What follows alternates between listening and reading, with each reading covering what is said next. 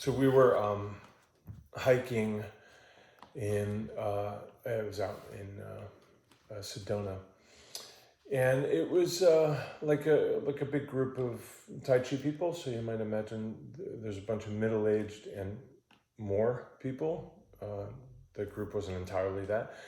The reason I say that is the hike that you imagine we were going on is not really much in the way of scrambling, much less, crampons and ropes, or, it was easy to moderate, But you still have concerns with loose rocks or arthritic knees or whatever. And so anyway, we have this hike and we kind of get to this place where there's this natural cavern, and we do our little teaching and our practice and have a little bit of free time for pictures or meditation or quiet conversation, And then we say, well, you know what we're going to do now, because our next teaching thing isn't for 2 hours. So when we get back to our cars, we'll probably get lunch and then, be at our 1:00 start or whatever.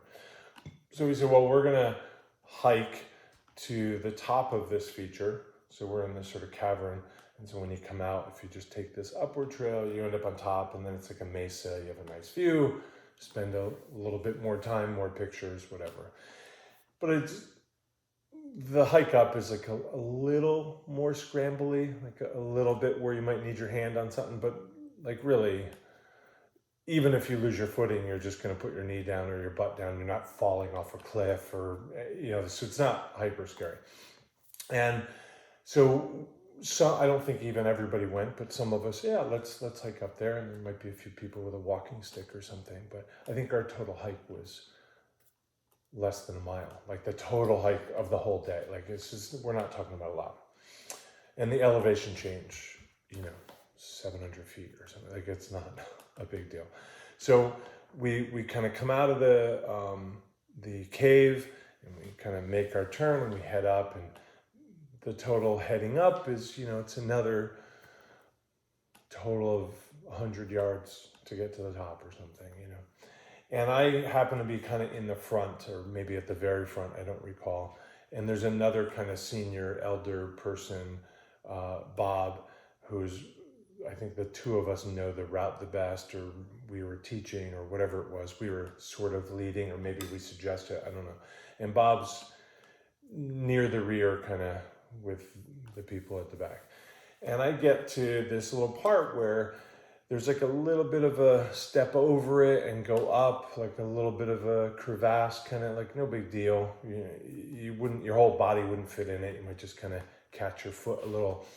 So I cross it, and then I just station myself there, take a hand, help somebody over, maybe say, hey, watch out for that, or do you want me to take your bag and then you can get over? That kind of really simple. And I just help 10 people over, whatever it is. And then we get to Bob, who's like geared up. He's a hiker. He's fit. He's one of the teachers. He's like in the middle of helping people with watch out for a rattlesnake, and he's the guide, if you will. And I just help, 8 or 10 people across. Like, pretty much no words. They could have done it without me. And I put my hand out to Bob, and he's like, I got this. And I could see in that moment, like it was an ego thing. It was like purely an ego thing. And I didn't just withdraw my hand. And I was like, I just kept my hand there, like maybe even reached it a little bit. And he was like, what are you doing? Now your hand's kind of in my way for me to cross, which he didn't say, but just the look on his face. And I was like, Bob, give me the chance to help you.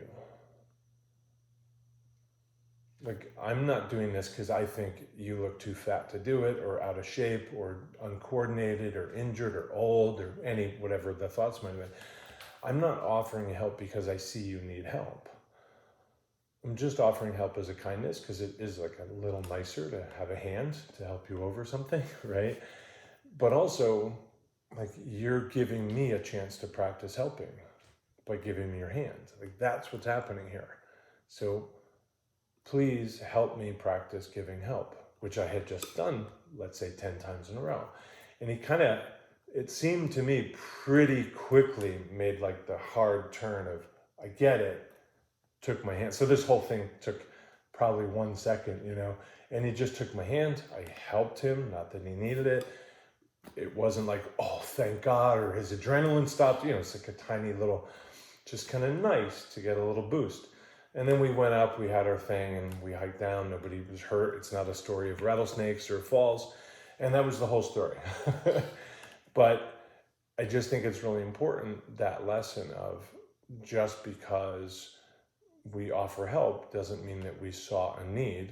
And indeed, the person who is generous enough to give the opportunity to be helped is indeed helping the helper. So it's always a two-way street, right? So in theory, if you go to your doctor, you're helping them get better at being a doctor. Even if nothing's wrong and your blood pressure is fine and they'll see you next year for another physical, you're helping them help other people and maybe deal with somebody your age or with your accent or with your particular blood pressure plus cholesterol or whatever your thing is.